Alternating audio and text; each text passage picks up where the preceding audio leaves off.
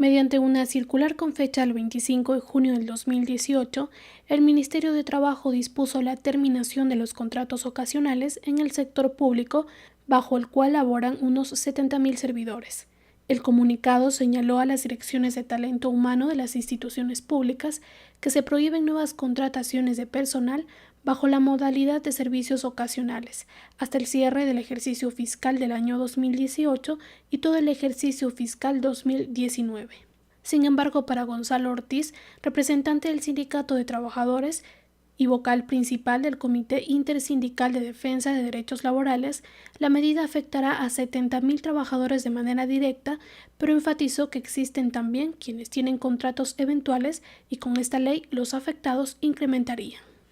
Él asumió la responsabilidad y dijo que en verdad son 70.000 trabajadores de manera directa los que tienen contratos ocasionales, pero hay unos 70.000 personas que tienen contratos de prestación de servicios o contratos eventuales que también serían perjudicados, es decir, la cifra superaría o llegaría alrededor de los 140.000 personas, es decir, 140.000 familias se verían afectados por esta ley.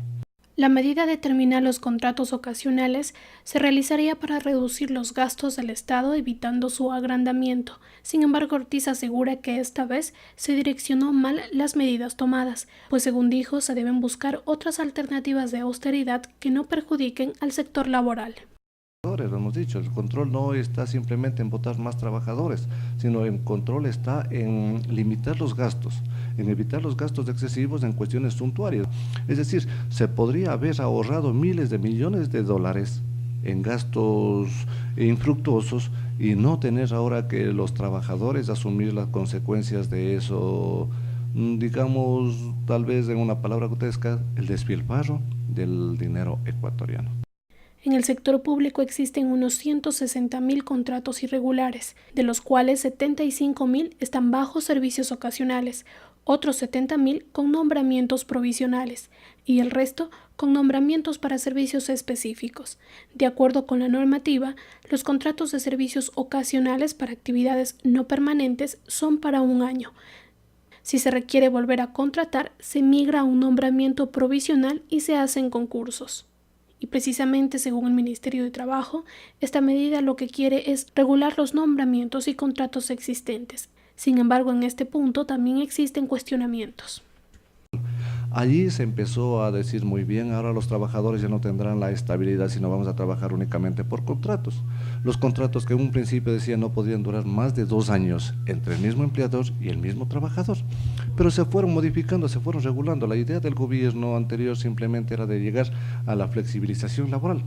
Es decir, tener únicamente personal contratado bajo mi dependencia y que me sean útiles seguir en el contrato, si no, únicamente les diré muchas gracias, lo cual permite el abuso de parte del empleador, y sabemos que el empleador más grande del país no son los grandes dueños de haciendas, ni los grandes dueños de las embarcaciones, ni los hacendados, ni los importadores y exportadores.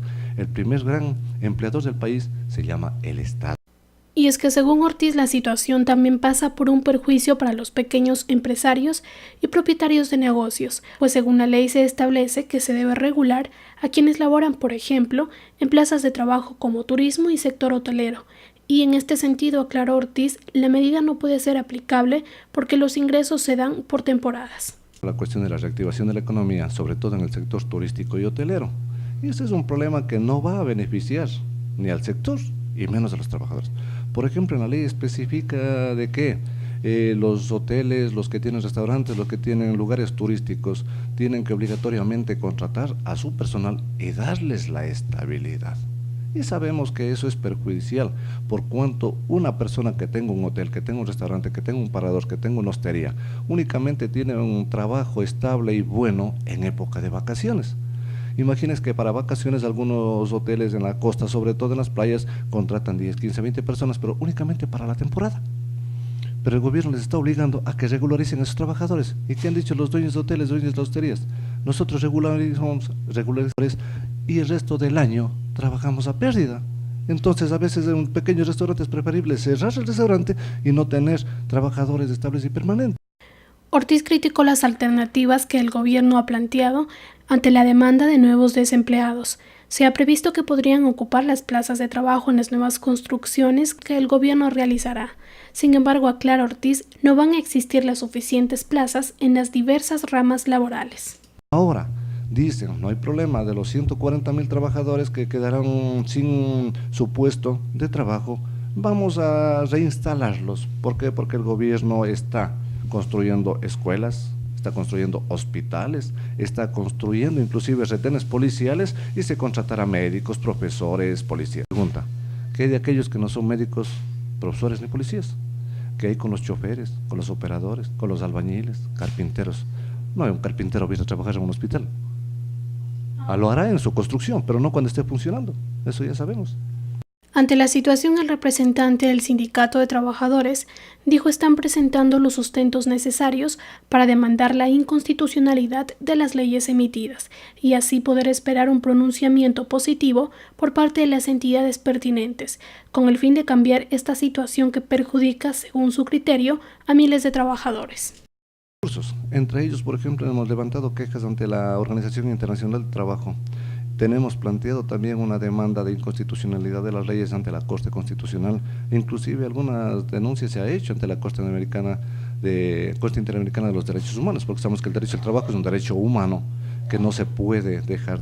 Y estamos esperando un pronunciamiento. La semana pasada tuvimos en Quito reunidos con los delegados de la Corte. Está en proceso nuestro petitorio y creo que para después de unos días nos van a llamar para hacer la exposición de propuestas y el debate de la Corte, y ojalá se dé esto para poder recuperar la reconquista de derechos.